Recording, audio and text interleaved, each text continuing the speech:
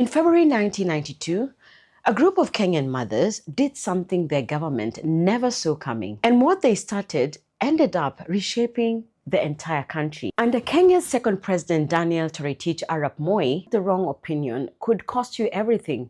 Students, lawyers, journalists, human rights defenders, all of them vulnerable under laws designed not to protect citizens, but to protect power. The Public Order Act, the Sedition Law, the Chiefs Authority Act, laws that made dissent a crime and silence the only safe choice. By 1992, 52 political prisoners were spread across Kenya's maximum security prisons. Their crime in most cases was nothing more than being inconvenient to those in power. On February 28, the mothers delivered a petition to the Attorney General naming every one of those 52 prisoners. Then they walked to a public park in the heart of Nairobi called Uhuru Park, meaning Freedom Park, and set camp. The location was deliberate and defiant. Directly across from where they sat stood Nyayo House, a government building whose underground chambers had become infamous across Kenya as a site of torture. The mothers had chosen to plant themselves in full view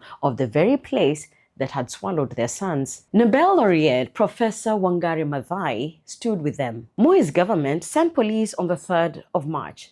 Batons, tear gas, gunshots fired into the air, the kind of response that was supposed to scatter people and end things quickly. Instead, 6 of the mothers stripped off their clothing and faced the officers directly. What kind of government is this that beats women?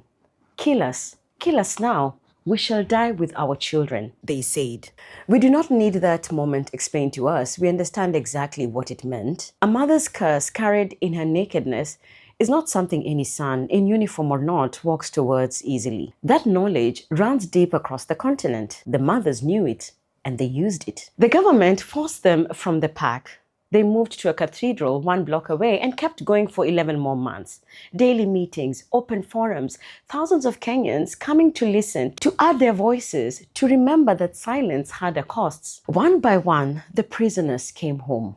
The last, Apiny Adhiambo, walked free on January 19, 1993. What the mothers started did not end with their sons. Kenya amended its constitution in 1992, repealed its most oppressive laws in 1997, wrote itself an entirely new constitution in 2010. A generation of change traced back to a corner of a park where a group of old women sat down and refused to move until their children came home. This is a kind of power we recognize.